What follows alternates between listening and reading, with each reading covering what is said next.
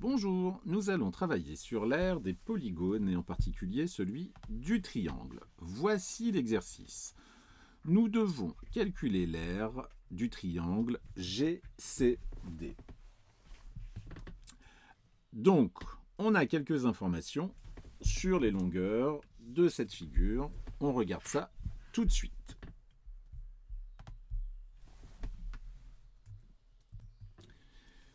Donc ici, j'ai ma figure. J'ai indiqué en vert toutes les longueurs données par l'énoncé. Et donc en bleu, les longueurs qu'on peut facilement deviner. Si on sait que AD et donc BC, parce que ABCD est un rectangle, donc si on sait que BC fait 12 cm, que BF fait 3 cm, on en déduit très facilement que FC fait 9 cm. 9 plus 3 fait 12. De même pour EG, on en déduit très facilement qu'il fait 4 cm, parce que EF a la même longueur que AB. Bon, ça c'est fait. Alors, comment trouver l'aire de notre triangle EDGC? Alors, je le colorie rapidement en rouge. Voilà l'aire du triangle.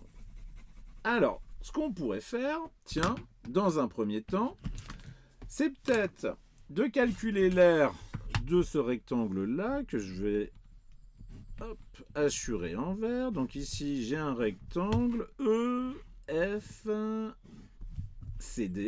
J'ai l'aire de ce rectangle-là. Je peux calculer l'aire de ce rectangle. Et je pourrais enlever l'aire de ces deux triangles bleus. Ça, c'est une première méthode. Ça fonctionne. Les deux triangles bleus, ce sont des triangles rectangles. D'accord. Et donc, si je calcule l'aire de ce rectangle assuré en vert moins les deux parties bleues, j'obtiens bien la partie rouge. C'est ce qu'on va faire tout de suite.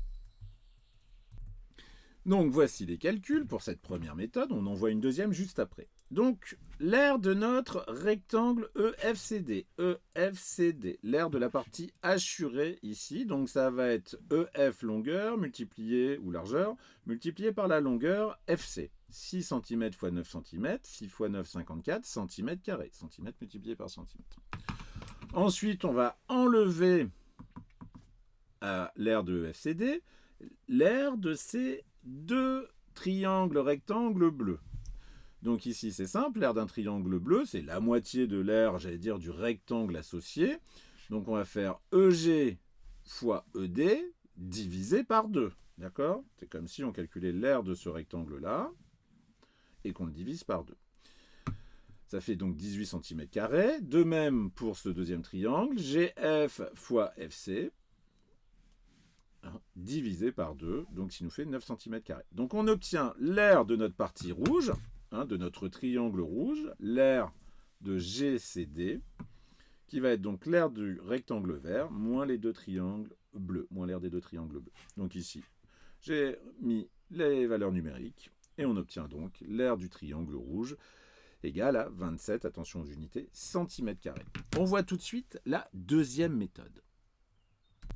La deuxième méthode est beaucoup plus directe. On voit bien, les lignes de calcul, il y en a beaucoup moins, c'est beaucoup plus rapide. Alors la deuxième méthode, on utilise la formule pour calculer l'aire du triangle, et c'est là où c'est intéressant de connaître ces formules, ça va nous aider beaucoup. Alors, pour calculer l'aire d'un triangle, il faut donc choisir un côté. Ici, je choisis le côté DC. C'est le seul côté dont je connais la longueur. Je ne connais pas la longueur de DG, je ne connais pas la longueur de GC.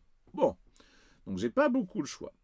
Je choisis la longueur DC. Pour trouver l'aire du triangle, il me faut la hauteur associée à ce côté. Eh bien, la hauteur, c'est la perpendiculaire à ce côté qui passe par le côté opposé. Donc, cette longueur, GH, ici j'ai nommé ici le point H, elle fait bien 9 cm. D'accord ? Donc, l'aire de ce triangle, ça va être ce côté, la longueur de ce côté, DC, multiplié par cette hauteur, HG, et tout ça divisé par 2. C'est la formule pour calculer l'aire du triangle. On remplace avec nos valeurs. 6 fois 9 divisé par 2. Et on obtient 27 cm². Voici pour cet exercice.